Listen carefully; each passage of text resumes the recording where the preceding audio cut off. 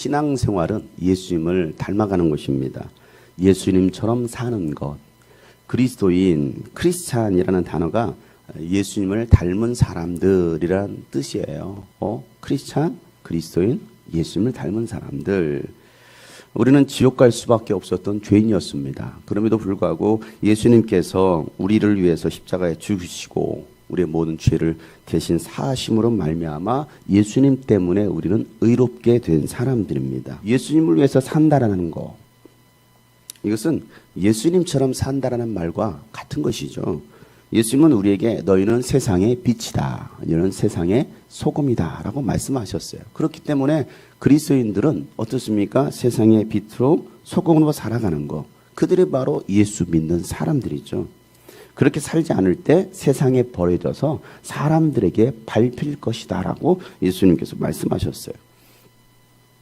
어제까지 서울과 경기 지역에서 130명이 넘는 이 코로나 확진자가 나왔습니다.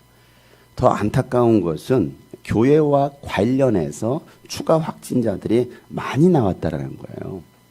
거의 약 한 40% 이상이 교회와 관련된. 결국 정부는 이 서울과 경기 지역에 사회적 거리두기를 2단계로 격상을 시켰습니다. 그래서 집합 모임을 제한적으로 금지시켰어요. 이 공적인 예배 외에는 모든 모임을 금지한다라는 것이었습니다. 대부분의 교회가 이 방역 지침을 잘 시행하고 있어요. 또 우리 교회도 마찬가지고 철저하게 방역 지침을 따르고 있습니다. 그런데 이 제대로 지켜지지 않은 일부 교회로 인해서 확진자들이 발생한 것에 대해서는 참 안타깝게 생각해요. 이 몇몇 교회들로 인하여서 기독교 대부분이 비난을 받고 있습니다. 여러분, 성숙하지 못한 기독교인들로 인해서 전체 기독교인들이 비난을 받고 있다는 거, 우리는 한 번쯤 깊게 생각해 봐야 한다는 것이죠. 나는 어떤 사람일까? 우리 교회는 어떤 교회일까? 성숙한 사람일까? 성숙하지 못한 교회일까? 기독교인은 믿는 자나 믿지 않는 자에게 본이 돼야 되고 덕이 돼야 됩니다. 그게 우리의 사명이에요. 우리가 예수를 믿게 되었기 때문에. 그렇지 않으면 세상 사람들에게 짓밟히는 거예요. 무시당하고 비난의 조롱의 대상이 되는 겁니다. 단순히 전염병 확산을 방지하기 위한 것만이 아니라 복음의 문이 닫히지 않도록 우리가 더 앞장서서 된다는 거예요. 그렇게 하지 않음으로 인해서 복음의 문이 닫힐 수 있다는 거예요. 전도의 문이 막히는 거예요. 왜? 사람들이 여러분 어제부터 얼마나 지금 교회를 또 비난하고 있습니까? 고린도전서 10장에 보면 31절부터 32절 이렇게 말하고 있습니다. 그러므로 여러분은 먹든지 마시든지 무슨 일을 하든지 모든 것을 하나님의 영광을 위하여 하십시오. 여러분 유대 사람에게도 그리스 사람에게도 하나님의 교회도 걸림돌이 되지 마십시오라고 바울은 말하고 있습니다. 우리가 무엇을 하든지 무엇을 위하여 하라고요? 하나님의 영광을 위하여 하라. 이게 하나님의 영광을 위한 일인가를 한번 생각해 봐야 된다는 것이죠. 기독교인에게든 비기독교인에게든 또 다른 교회에도 걸림돌이 되어서는 안 된다라고 말을 하고 있어요. 여러분들이 또 우리 교회가 다른 교회에도 걸림돌이 되어서는 안 되잖아요. 제가 카페를 좋아하지도 않지만 가끔 갈 일이 있으면요, 가보면요 전혀 하지 않아요. 전혀 하지 않아요. 그러니까 일반 사회는 그렇습니다. 또 거짓말로 막 전화번호 쓰기도 하고 막 이렇습니다. 근데 교회는 어떻습니까? 더 철저해야 된다는 것이죠. 그런데 그렇게 하지 않는 일부에 의해서 교회가 전체가 비난을 받고 있어요. 여러분 그렇게 하지 않는 이런 카페 전체가 비난받습니까? 그러지 않아요. 그렇지 않잖아요. 세상에서 어디에서 그렇게 한 걸로 인해서 여러분 전체가 비난받습니까? 그러지 않아요. 그런데 교회 한두 교회가 그런 걸로 인해서 여러분 뉴스에 나보세요. 전체 교회가 비난받습니다. 왜 그럴까요? 교회는 적어도 세상의 도덕적 규범이 돼야 된다는 거예요. 교회만큼은. 이게 세상 사람들도 가지고 있는 가치예요. 교회만큼은 다른 기관보다는 다른 데보다는 더 엄격해야 된다라고 나름대로의 율법의 잣대를 교회에다가 적용시키고 있어요. 기독교는 도덕의 규범이다. 이거거든요. 예수 믿는 사람들은 적어도 안 믿는 사람과는 달라야 된다는 것을 안 믿는 사람들도 스스로 가지고 있어요. 그러니 여러분 우리가 더 솔선수범해야 되지 않겠느냐라는 것입니다. 저와 여러분이 우리 교회가 복음을 전하는 일에 걸림돌이 되어서는 안 됩니다. 우리는 복음을 가진 자예요. 복음을 끝까지 지켜내야 될 자들입니다. 복음을 전해야 될 사람들이에요. 예수님은요, 이 복음을 전하려고 이 마을 저 마을로 다니면서 복음을 전합니다. 예수님께서 이 땅에 오신 이유였습니다. 지난주 나눴던 말씀이잖아요. 마가복음 1장 38절에 있는 말씀이 그 앞에 있었던 말씀. 예수께서 그들에게 말씀하셨다. 다 같이 가까운 여러 고을로 가자. 거기에서도 내가 말씀을 선포해야겠다. 나는 이 일을 하러 왔다라고 말씀하십니다. 아들 예수님께서 하나님 아버지와 함께 하실 수 있었던 비결이 뭡니까? 하나님께서 기뻐하시는 일을 행했다는 거예요. 요한복음 8장 29절 말씀에 나를 보내신 분이 나와 함께 하신다. 그분은 나를 혼자 버려두지 않으셨다. 그것은 내가 언제나 아버지께서 기뻐하시는 일을 행했기 때문이다 라고 말씀하고 있어요. 아버지께서 여러분 기뻐하시는 일이 뭡니까? 하나님의 뜻을 행하는 것입니다. 그 뜻은 나에게 주신 사람을 한 사람도 잃어버리지 않고 구원하는 거. 이게 하나님 아버지의 뜻이었다라고 예수님은 요한복음 6장에서 이렇게 말씀하시죠. 그것은 내가 내 뜻을 행하려고 하늘에서 내려온 것이 아니라 나를 보내신 분의 뜻을 행하려고 왔다. 나를 보내신 분의 뜻은 시작. 내게 주신 사람을 내가 한 사람도 잃어버리지 않고 마지막 날에 모두 살리는 일이다 라고 말씀하십니다. 그럼 뭐라 말합니까? 또한 아들을 보고 믿는 그들을 믿는 사람은 누구든지 영생을 얻게 하려는 것이 내 아버지의 뜻이다. 나는 마지막 날에 그들을 살릴 것이다 라고 말씀하시는 거예요. 나에게 주신 사람 한 사람도 잃어버리지 않는 거. 여러분에게 맡겨주신 영혼 구원하는 거. 이것이 여러분들이 해야 할 일이라는 거예요. 여러분의 몇 명의 영혼을 맡겨주신지는 모르겠지만 그들을 구원하는 거. 이게 오늘 우리가 해야 될 일이다라는 것을 말씀하고 있는 것이죠. 이 일을 위해서 우리는 영혼을 만나러 가는 거예요. 가지 않고서는요 절대 영혼을 구원할 수 없습니다. 만나지 않고서는요 복음을 전할 수 없어요. 여러분 만나지 않는데 여러분 어떻게 복음을 전합니까? 그래서 부활하신 예수님은 지상 최대 명령을 우리에게 하셨어요. 마태복음 28장 19절 20절 말씀에 그러므로 너희는 가서 가라는 것입니다. 너희는 가서 모든 민족 all nations입니다. 모든 나라 모든 민족을 제자로 삼아서 아버지와 아들과 성령의 이름으로 침례를 주고 내가 너에게 명령한 모든 것을 그들에게 가르쳐서 지키게 하라 보아라. 내가 세상 끝날 때까지 내가 항상 너희와 함께 있을 것이다 라고 말씀하고 있어요. 여러분 가는 방법은요 가라 말씀하셨는데 가는 방법은 직접 마을과 나라를 찾아갈 수도 있습니다.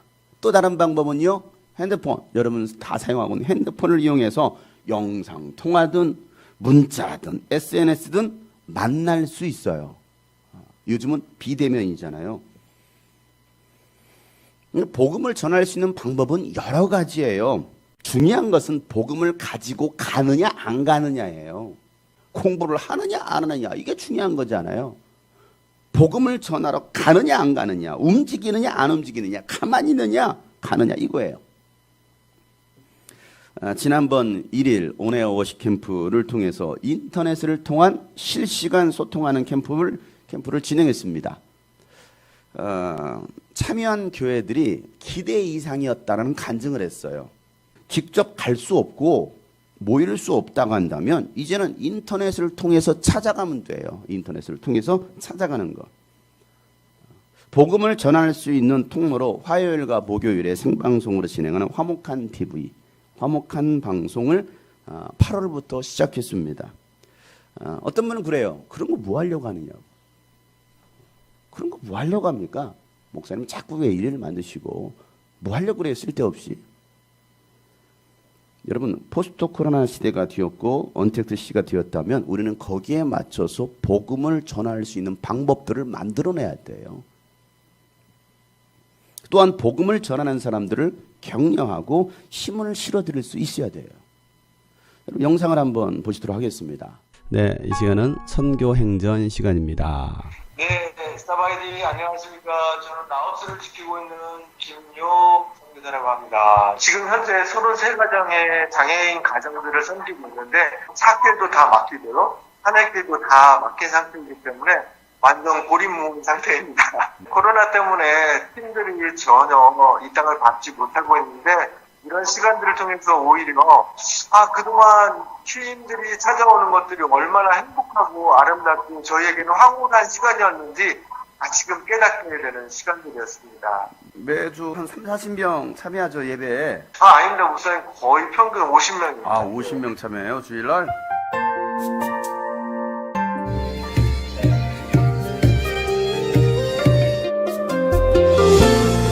우리 두 분 선교사님께 응원의 박수 감사합니다. 안녕하세요. 저는 태국 방파공이라는 지역에서 사역하고 있어요. 평신도 자비령 선교하고 있다가 5년 전에 선교사 훈련 받고 사역하고 있습니다. 주님이 꿈꾸시는 교회 성도님들 뵙고 싶고요. 또 저희 선교팀 갔었을 때 너무 환영해 주시고 또 저 돌아올 때 많은 선교용품 김과 미역을 또 이렇게 챙겨주시고 풍성한 누림을 누리고 왔던 기억이네요. 정말 다시 가보고 싶어요. 쓰레기 산더미에서 사신다. 네. 우리 할아버지가 집이 그런 집이었어요. 저희 성도님들하고 청소를 싹 해드리고 집을 그래도 이렇게 앞에 턱에 나와서 저희 앉아 있거든요. 지금 네. 이렇게 앉아 있을 수 있고 콘크리트도 치고 그랬어요. 그래서 저희 할아버지는 예수님 영접하신 지 제가 여기 청소해드리고 집을 지어드리고 복음 전해서 영접하신 지 지금 3달 정도 안 되셨어요. 네, 사와디캅. 우리 할아버지는 지금 눈이 한쪽이 안 보이세요. 다 실명되셨고요. 한쪽 눈은 반만 이렇게 보이세요. 자, 이렇게 대화를 하니까 재밌으시대요. 그래요. 예수님 잘 믿으면 하나님께서 축복해 주실 거라고 또 구원해 주신다고 전해 주시면 좋겠어요. พระเจ้าให้รอดพระเจ้าอวยพรค่ะไปสวัสดีค่ะไปอ่ะ 사와디캅. กินแตงโมสวัสดีค่ะก่อนสวัสดีค่ะ 사와디캅. น้ำสวัสดีค่ะ 백설공주. อยู่ไหนสวัสดีค่ะ 웃기만 하고 있어. 우리 할아버지 믿음 가지시면서 여기 교회로 하시겠다고 하셨어요.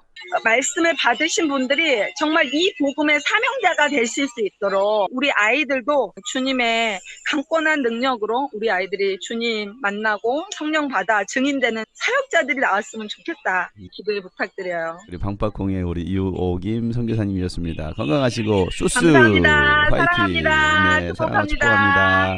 정말 복음이 필요한 많은 세계 열방이 있습니다. 그 땅을 우리가 가지 못한다면 여러분 기도로 후원하시고 또 물질로 후원하시고.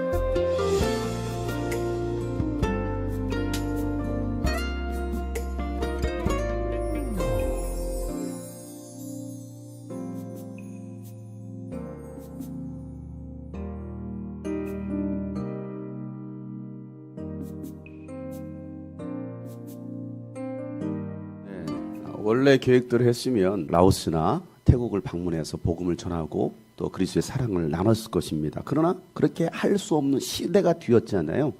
태국 같은 경우는 21년까지 관광객을 일체 금지시켰습니다. 들어갈 수도 없습니다. 그렇다면 여러분 우리가 손 놓고 있겠느냐? 어떻게든 우리는 복음을 전할 수 있는 방법들을 만들어내야 되는, 이것이 교회 존재 목적이고 저와 여러분을 구원하신 이유인 거예요.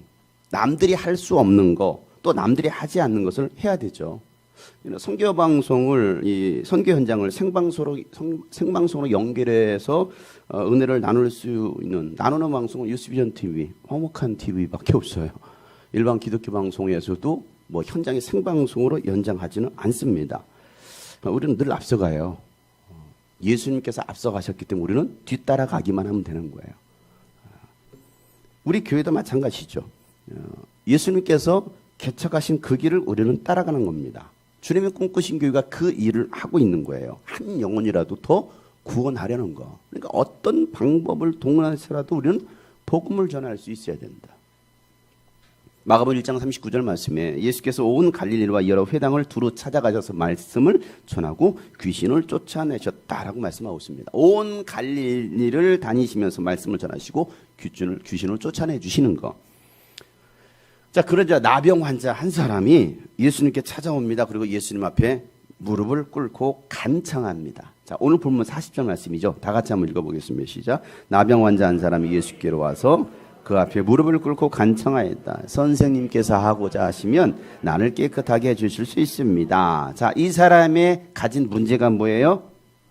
나병에 걸린 거예요. 나병은 예전에는 문둥병 이런 표현을 썼고요. 지금은 한센병이다라고 말을 하고 있습니다. 우리나라는요 1916년 일제시대에 이 한센병에 걸린 사람들을 수록도에다 다 가둬놓고 격리 수용했었어요.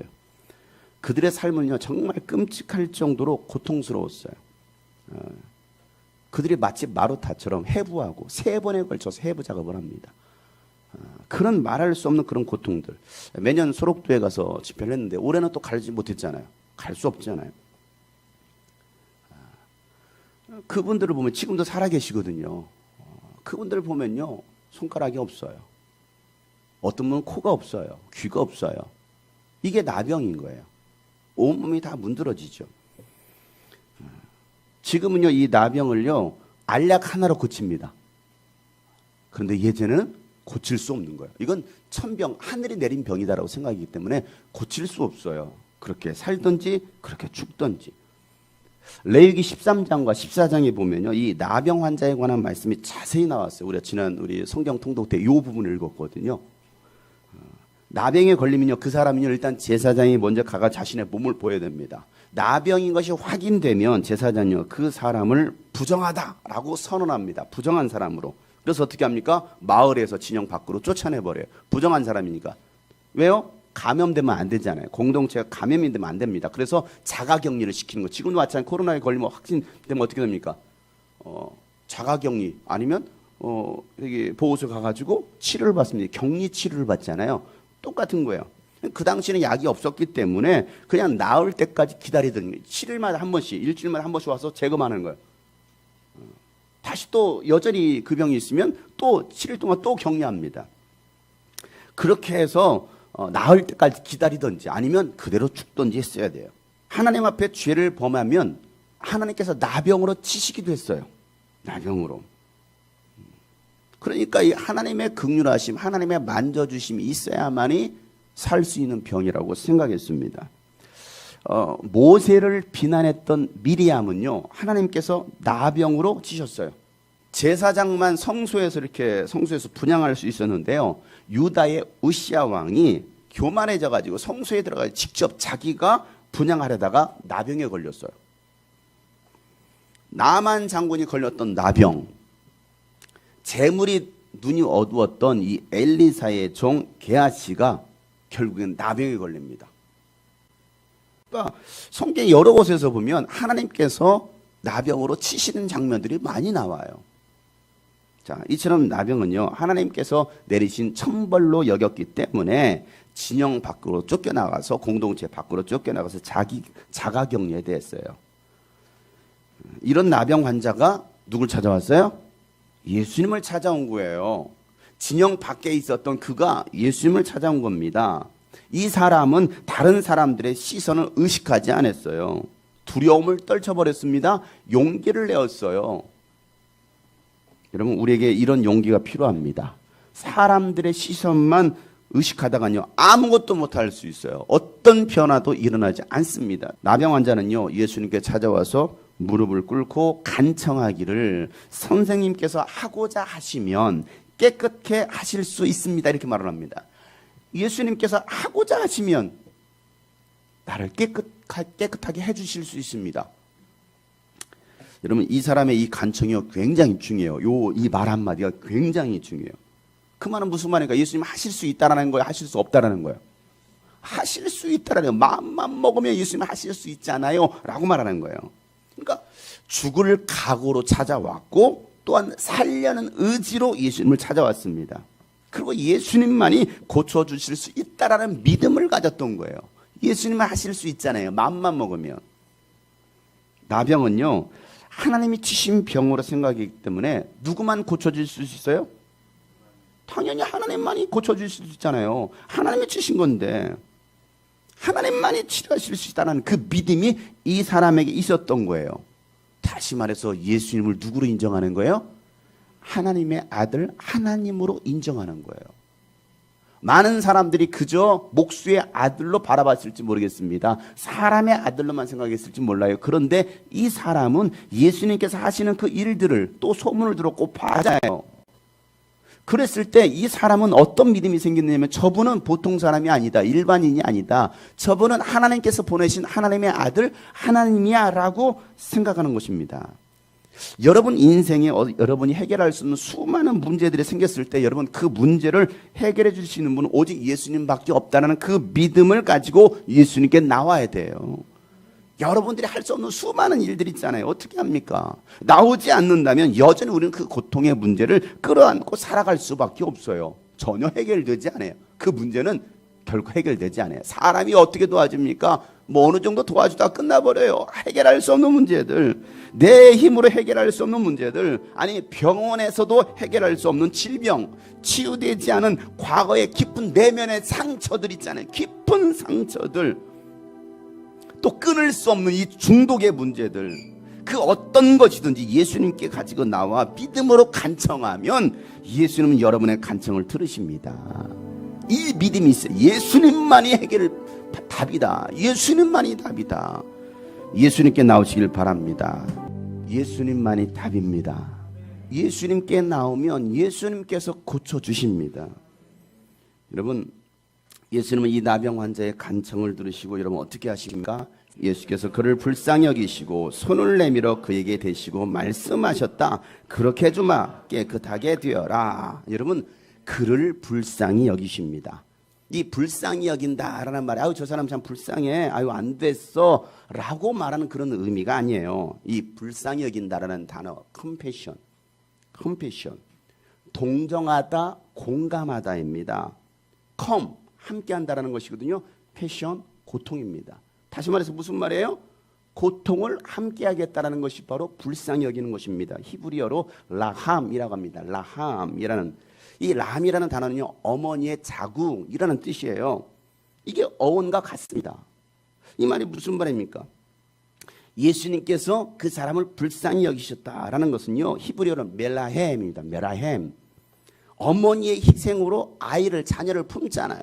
이 어머니의 희생이 아니고서 할 수 없는 거거든요. 어머니의 희생으로 아이를 품듯이 너의 고통이 나의 고통이 되고 너의 슬픔이 나의 슬픔, 너의 상처가 나의 상처가 된다라는 것이 바로 불쌍히 여긴다는 의미예요.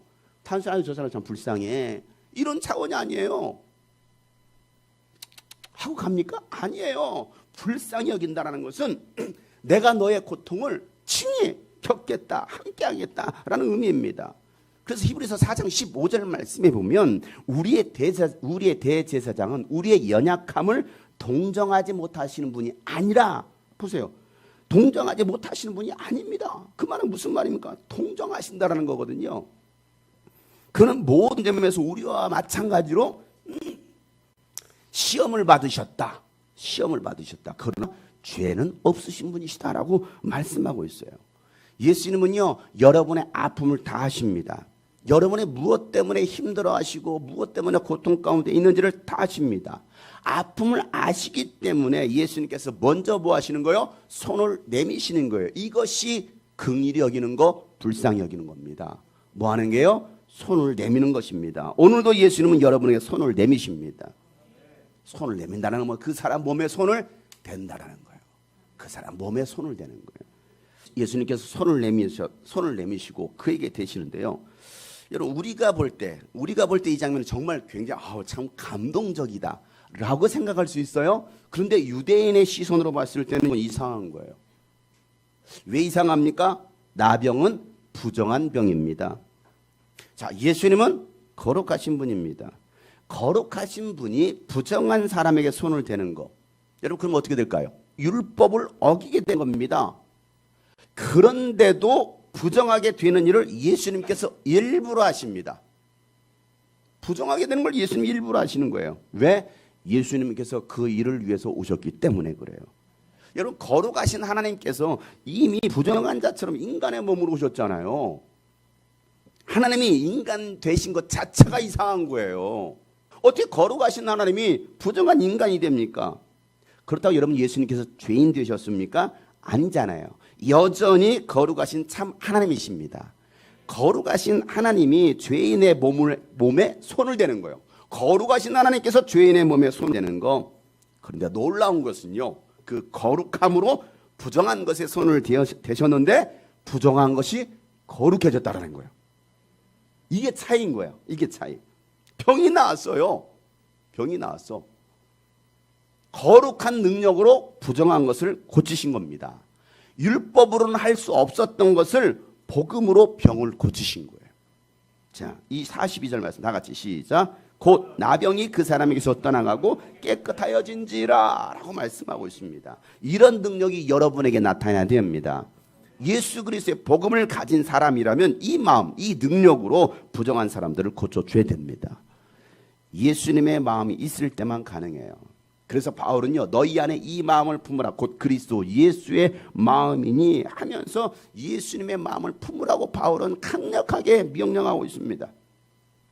많은 사람들이 선입견을 가지고 있어요. 자기와 생각이 맞지 않는 사람, 또 살아온 배경과 또 성향이 다른 사람, 또 성별이 다 달라요. 생김새도 다르고 또 건강 상태도 다 다릅니다. 나와 다르다라고 해서 그걸 부정한 사람으로 취급하는 거예요. 자신이 만드는 율법으로 사람을 판단하고 정죄하는 거예요. 지난 목요일에도 서울 발달장애인 훈련센터에 가서 20대 청년들입니다. 그러나 발달장애를 가지고 있어요. 발달장애 가진 아이들과 함께 말씀도 나누면서 또 이 음악 치유라는 시간이 있었습니다. 3시간 동안 교육하면서 그 아이들의 어떻게 보면 여러분과 다른 모습을 가지고 있습니다. 내가 그랬어요. 너희들이 장애를 가지고 있는 게 아니야. 다를 뿐이야. 다를 뿐이야. 건강하다라고 멀쩡하게 돌아다니는 사람들 가운데 정말 병자들이 많아. 오히려 너희들이 더 건강한 아이들일 수 있어. 다를 뿐이지. 그런데 사람들은 장애인의 이게 뭡니까? 잘못된 시선이라는 거예요. 잘못된 시선. 스스로 판단하는, 나는 건강해, 너는 장애인이야, 너는 이상해 라고 생각하는 것이죠. 아니에요. 그 아이들이 막 노래를 부르면 나한테 이게 하트를 해주더라고. 노래 부르면서. 여러분들은 안 해주잖아요. 그 아이 나를 보면서 막 하트를 해줘. 많은 사람들이 이런 선입견을 가지고 있습니다. 여러분, 예수를 믿는다고 하면서도 여전히 자신의 어떤 율법 안에 갇혀 있는 사람, 그래서 용서하지 못해요. 용납하지 못합니다. 사랑하지 못합니다. 긍휼히 여기는 마음, 불쌍히 여기는 마음이 없어요. 그래서 손을 내밀지 못합니다. 사회적 거리두기 하는 거예요. 교회 안에서도 외면하고 있습니다. 그리고 자신은 의롭다라고 생각하는 거예요. 나는 의로운 자야. 여러분, 예수님 보실 때 누가 부정한 사람입니까? 누가 부정한 사람이에요? 이런 사람들을 예수님께서 누가복음 18장에 보면 비유로 말씀하십니다. 스스로 의롭다라고 확신하고 남을 멸시하는 몇몇 사람에 대해 예수님께서 이 비유를 말씀하시고, 스스로 의롭다라고 확신하는 거죠. 나는 의로운 사람, 나는 저 사람보다는 내가 착한 사람이야, 내가 선한 사람이야, 스스로 그렇게 확신하고 있는 사람들. 두 사람이 기도하러 성전에 올라갔습니다. 한 사람은 바리새파 사람이었고 다른 한 사람은 세리였습니다. 바리새파 사람은 서서 혼잣말로 이렇게 기도합니다. 하나님 감사합니다. 나는 남의 것을 빼앗는 자나 불의한 자나 간음하는 자와 같은 다른 사람들과 같지 않으며 더구나 이 세리와는 같지 않습니다. 나는 일에 2번씩 금식하고 내 모든 소득의 11조도 바칩니다. 그런데 세리는 멀찍이 서서 하늘을 우러러볼 엄두도 못 내도 가슴을 치면서 아 하나님, 이 죄인에게 자비를 베풀어 주십시오 하고 말하였다. 내가 너에게 말한다. 의롭다는 인정을 받고서 자기 집으로 내려간 사람은 저 바리새파 사람이 아니라 이 세리다 라고 말씀하셔요. 누구든지 자기를 높이는 사람은 낮아지고 자기를 낮추는 사람은 높아질 것이다 라고 예수님 말씀하십니다. 스스로 자신은 의롭다라고 생각했지만 하나님은 아니, 너는 의롭지 못해 라고 말씀하시고, 스스로 나는 죄인입니다라고 자신을 낮췄던 그는 너는 의로워졌어 라고 하나님께서 인정하신다는 거예요. 예수님께서 그러셨듯이 먼저 손을 내미는 사람이 자기를 낮추는 사람입니다. 그 사람의 죄가 사함 받는 거예요. 저와 여러분은 누구도 손가락질할 자격이 없는 사람들이에요. 우리는 그저 죄인이에요. 먼저 손 내밀어야 될 사람입니다. 그런데 우리는 손 내밀지 않아요. 저 사람이 손 내밀기 전에 나는 절대 손 내밀지 않았어. 저 사람이 굉장히 스스로 의로운 척하고 있어요. 잘못된 생각입니다, 여러분. 병 고침받은 그에게 예수님은요, 아무에게도 말하지 말라라고 아주 신신히 당하십니다. 그때 예수께서 그에게 말씀하시다. 아무에게도 아무 말도 하지 말아라. 가서 제사장에 네 몸을 보이고 네가 깨끗하게 된 것에 대하여 모세가 명령한 것을 바쳐서 사람들에게 증거로 삼도록 하여라. 여러분, 제사장은요, 나병 환자가 왔을 때 딱 상태를 보고 다 나았으면 이제는 정하다라고 선언해 줍니다. 여전히 남아있으면 이 사람이 여전히 부정하다라 말할 때 다 나오면 정하다라고 말하면 그래서 다시 공동체 안에 들어오게 하는 것이죠. 그리고 다 나았을 때는요, 반드시 레위기 14장에 보면 모세가 명령한 속죄 제물과 속건 제물을 바치게 돼 있습니다. 그래서 제물을 바침으로 하나님께 죄 용서를 받고 사람들에게는 병이 나았다라고 해서 이제 나는 정한 사람이 됐습니다라고 선언하는 증거를 삼는 것입니다. 그러니까 죄를 용서해 주시고 병을 낫게 해주신 것에 대해서 하나님께 감사하는 것. 여러분, 예수님도 율법을 무시하지 않으셨어요. 야, 율법 무시하지. 아니, 가서 제자를 볼 거 없어. 너 나은 거야. 그냥 이렇게 말씀하시지 않아요. 율법대로 가서 모세에게 명한 그 제물을 하나님께 바쳐. 그리고 증거로 삼아라고 말씀하고 있습니다. 그러나 여러분, 율법이 병을 낫게 한 것이 아니라 복음이신 예수님께서 낫게 하신 겁니다. 병에서 나은 사람은요, 제사장에 가서 몸을 보입니다. 그리고 나서 온 동네에 다니면서 병 나은 것을 막 간증하고 다닙니다. 자, 예수님은 다른 사람들 가서 말하라고 했어요? 하지 말라고 했어요? 하지 말라고 막 동네방네 다니면 막 소문을 내기 시작하는, 내가 병이 나았습니다. 예수님이 나의 병을 고쳐주셨습니다. 막 얘기하는 거예요. 예수님이 하지 말라고 했는데 하고 다녀요. 자, 45절 다 같이 한번 시작. 그러나 그는 나가서 모든 일을 널리 알고 그 이야기를 퍼뜨렸다. 그러므로 예수께서는 드러나게 동네로 들어가지 못하시고 바깥 외딴 곳에 머물러 계셨다. 그래도 사람들이 사방에서 예수께로 모여들었다. 막 얘기가 다니네. 예수님 이걸 기대하셨을까요? 원래 사람은 말하지 말라면 더 말하기를 좋아하지. 그러니까 야, 하지마. 가서 열심히. 그럴 여름 예수님께서 그렇게 말씀하셨을까요? 아니에요. 그럼에도 불구하고 이 사람은요, 자기가 나은 것이 너무나 놀랍고 기뻐가지고 동네방 내가 나았어요. 내가 병이 나았어요. 어떻게 나았는데? 저분이 예수님께서, 나사렛 예수님께서 나의 몸에 손을 대시고 내가 병이 나았어요. 그거 율법 어긴 거 아니야? 이상하네. 그러면서 예수님이 증거가 됩니다. 그래서 많은 사람들이 그 사람의 말을 듣고 예수님을 찾아오는 거예요. 근데 예수님 어떻게 합니까? 또 외딴 곳을 피하시면서 조용히 있기를 원하셨지만 사람들이 막 몰려오는 장면. 여러분, 왜 예수님께서 그에게 일어난 일을 사람들에게 알리지 말라고 했을까요? 이유가 있어요. 아직 때가 되지 않은 거예요. 예수님이 하나님의 아들이신 것이 세상에 드러날 때가 되지 않은 것입니다. 지난번 귀신을 쫓아내 주신 다음에도 뭐라고 하면 귀신이 막 당신 거룩하신 하나님의 아들이십니다. 그때 예수님 뭐라 말씀하셨습니까? 그래, 더 크게 얘기해라. 사람들이 듣도록 하셨습니까? 잠잠해. 하지마. 그런 말 하지마. 라고 잠잠하게 하셨습니다. 이 사람에게도 동일한 거예요. 말하지 말라라는 거예요. 예수님이 하나님의 아들을 드러내시는 사건은 언제냐? 바로 십자가에서 죽으시는 날인 거예요. 아직 나의 때가 되지 않았다는 것이죠. 그러니 말하지 말라는 거예요. 그럴 때가 내가 때가 되지 않은데 죽을 수도 있다. 말하지 마라. 여러분, 지금은 예수님의 일을 아무에게도 말하지 않을 때가 아니라 모든 사람들에게 알려야 될 때입니다. 그래서 우리는 예수님 다시 오심을 준비해야 돼요. 사랑하는 성도 여러분, 예수님의 마음을 가지고 병들고 소외되고 눌린 자들에게 찾아가서 손을 내미시기를 바랍니다. 그들의 아픔이 나의 아픔이 되고 그들의 상처가 나의 상처가 되고 그의 고통이 나의 고통이 되고 그의 기쁨이 나의 기쁨이 될 수 있도록 여러분 다가가시길 바랍니다. 손을 내미는 거예요. 여러분, 사연은요 갈수록 폐쇄적으로 바뀝니다. 계속 더 거리두기 하라고 말합니다. 언택트 시대라고 여러분 대면하지 말라고 말합니다. 먼저 손 내밀지 말래요. 감염된다고. 그러나 여러분, 이럴 때일수록 먼저 손 내밀고 먼저 위로하고 먼저 격려하여 이렇게 세워주시길 바랍니다. 그럴 때 주님이 역사하시는 거예요. 여러분, 모두가 힘든 시기를 우리는 살고 있습니다. 그럼에도 이 믿음의 사람들이 먼저 서로 손잡고 버티고 이겨내야 할 때입니다. 그것을 가능케 할 수 있는 것은요, 예수님의 마음뿐입니다.